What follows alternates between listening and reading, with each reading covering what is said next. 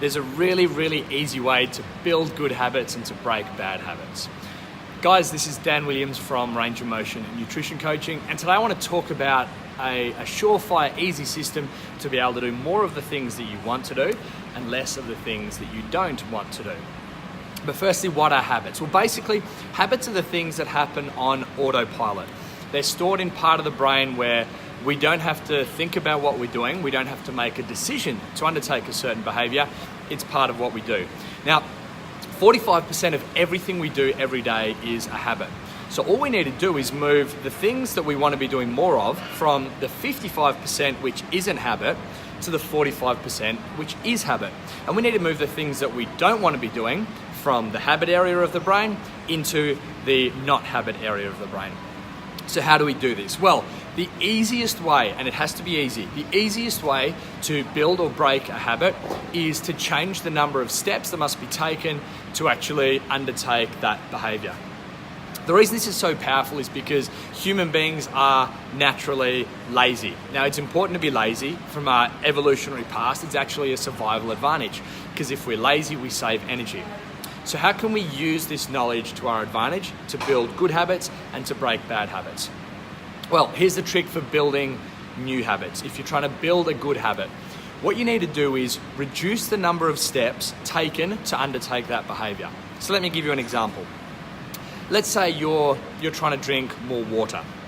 Now, the problem with trying to drink more water is you're sitting there at your desk at work and you have to get up, you have to go to the kitchen, you have to get a glass out of the cupboard, you have to fill the glass with water, you have to drink that water, and then you go back to your desk. So there are all these steps that you have to take to undertake this habit that we're trying to build, this behavior that we're trying to build. And the way our brain works, it's not going to happen. There are too many steps there. So what we need to do is try and reduce those number of steps. So how can we do this? Well, maybe you can keep a water bottle on your desk all the time.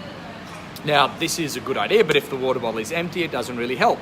So maybe you can get a friend at work to make sure that they fill up that water bottle and put it on your desk at work every day, every morning. So then there's one less step you need to take.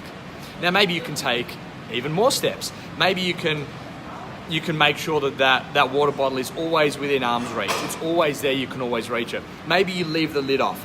They may seem like minor things, but these little things mean that there are less steps that need to be taken to undertake and complete that behavior. And then we start to build a habit. Maybe you're trying to break a habit. Maybe every time you walk past the kitchen at home, there's a bowl of cookies on the kitchen top. And you walk past, you grab a cookie and you eat it and keep going. It's very easy for you to do because it's such a low barrier to entry. What if we could increase the number of steps? Well, maybe those cookies could be stored in the pantry. Maybe they could be in the pantry with a lid on it. Maybe they could be stored in an opaque container instead of a clear container so you can't see them. Out of sight, out of mind. Maybe you put them on the top shelf in the pantry. Maybe you put them at the back, behind all the dog food on the top shelf in the pantry. Increasing the number of steps that it would take to undertake this behavior that we're trying to get rid of. Now, if you can do this long enough, then you don't have to rely on your willpower as much, because willpower doesn't work long term.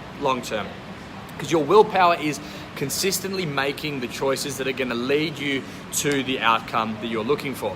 And this can be exhausting, and it's exhausting because the willpower muscle can actually fatigue. But as well as fatiguing, it can also get stronger by consistently making these correct choices. But again, it can be fatigued, so we can't rely on this willpower muscle. So instead, fall back on your environment. Modify your environment. The takeaway here, increase the number of steps needed to complete a behavior that you're trying to do less of, and decrease the number of steps needed to undertake a behavior you're trying to do more of. Guys, I hope this helps. Range of Motion Nutrition Coaching launches on the 1st of January 2019. If you would like more details, comment below. Send me an email. The email is dan@rangeofmotion.net.au. Or you can find all the details on ROM Nutrition Coaching on our website. That is rangeofmotion.net.au/nutrition. Thanks, guys. I hope this is of use to you, not just in the field of nutrition, but healthy living, all areas of your life. Any questions, please let me know.